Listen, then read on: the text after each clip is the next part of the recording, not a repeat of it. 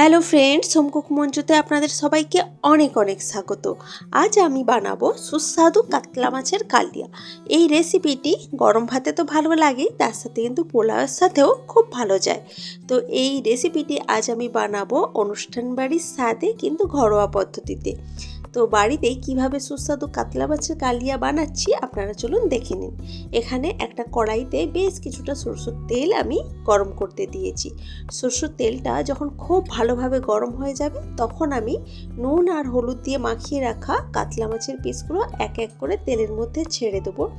আর তেলটা গরম হওয়াটা কিন্তু ভালোভাবে খুবই জরুরি, না হলে কিন্তু মাছ অনেক সময় কড়াইতে লেগে যেতে পারে। যেহেতু এটা কোনো ননস্টিক কড়াই না, নর্মাল সিলভার কড়াই, তো এখানে কিন্তু তেলটা ভালোভাবে যদি গরম করে নেওয়া যায়, তাহলে কোনো রকমভাবে মাছ কিন্তু কড়াইতে লেগে যাবে না। তো এখানে দেখুন 4 পিস মাছ আমি ভাজতে দিয়েছি। এখন একদিকটা খুব ভালোভাবে যতক্ষণ না ভাজা হয় ততক্ষণ কিন্তু এইভাবেই রেখে দেব। তো একদিকটা মোটামুটি বেশ লালচে করে ভাজা হয়ে গেলে তখন আমি মাছগুলোকে উল্টে দিয়েছি আরও অন্য সাইডটা ভেজে নেওয়ার জন্য। তো দেখুন এখানে কিন্তু আমি অন্য সাইডটাও ভেজে নিলাম। আর দিক থেকে মাছটা ভাজতে টাইম লেগেছে প্রায় 4 থেকে 5 মিনিট। আমি গ্যাসের আঁচটা মাঝখানে মিডিয়ামে করেছিলাম, ভালোভাবে যাতে ভাজাটা হয় মচমচে করে। আর মাছটাকে আমি ভেজে নিয়েছি।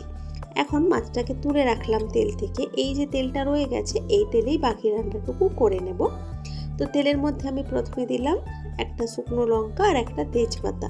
এখন আমি এর মধ্যে দিয়ে দেব বেশ কিছুটা পেঁয়াজ কুচি। পেঁয়াজ কুচিটাকে এখন ভালোভাবে তেলের মধ্যে ভেজে নেব। পেঁয়াজ কুচিটা যতটা ভালোভাবে ভাজা হবে, এই রেসিপিটির টেস্ট কিন্তু ততই ভালো আসবে। পেঁয়াজ যদি ভালোভাবে ভাজা না হয়, সেই সুন্দর একটা স্বাদ কিন্তু আসবে না।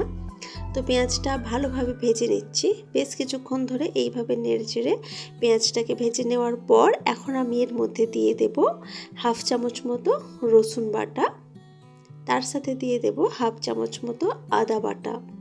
আর এখন দিয়ে দেব একটা বড় সাইজের টমেটো কুচি, রসুন বাটা, আদা বাটা দেওয়ার পর সব কিছু একসাথে ভালোভাবে মিশিয়ে নিচ্ছি এবং ভালোভাবে ভেজে নিচ্ছি। এইভাবেই নাড়তে হবে এবং কষিয়ে নিতে হবে এই মশলাটা। তো কিছুক্ষণ এইভাবে নাড়াচাড়া করার পর যখন দেখব টমেটোটা গলে আসছে, তখন আমি এর মধ্যে দিয়ে দেব হলুদের গুঁড়ো, তার সাথে দেব লঙ্কার গুঁড়ো।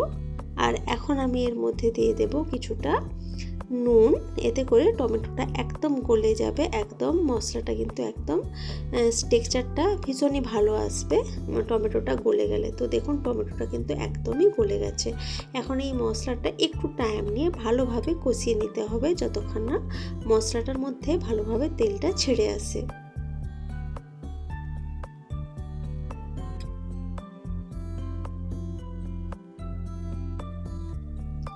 তো দেখুন মশলার মধ্যে কিন্তু প্রায় তেল ছেড়ে আসছে।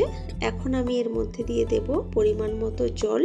গ্রেভি আপনারা যতটা রাখতে চাইবেন, তো সেই ভেবেই কিন্তু জলটা অ্যাড করতে হবে। তো খুব বেশি কাতলা মাছের কালিয়াতে তো খুব বেশি ঝোল থাকে না, তো সেই ভেবেই কিন্তু আমি জলটা দিলাম। এখন আমি এর মধ্যে মাছগুলো ছেড়ে দেব।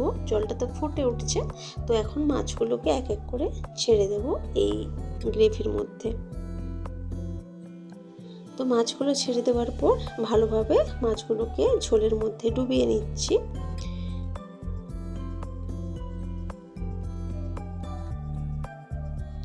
তো এরপর আমি এটাকে ঢাকা দিয়ে ফুটতে দেব প্রায় 3 মিনিট মতো। 2 থেকে 3 মিনিট ভালোভাবে ফুটতে দিয়েছি। 2 থেকে 3 মিনিট মতো পর ঢাকা খুলে দিয়েছি। এখন আমি এর মধ্যে দেব কিছুটা গরম মশলার গুঁড়ো।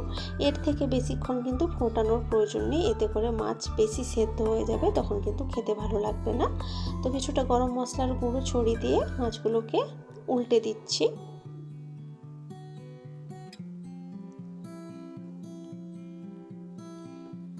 মাছগুলোকে উল্টে দিয়ে আবারও আমি ওই 1 মিনিট মতো ভালোভাবে ফুটতে দিয়েছি।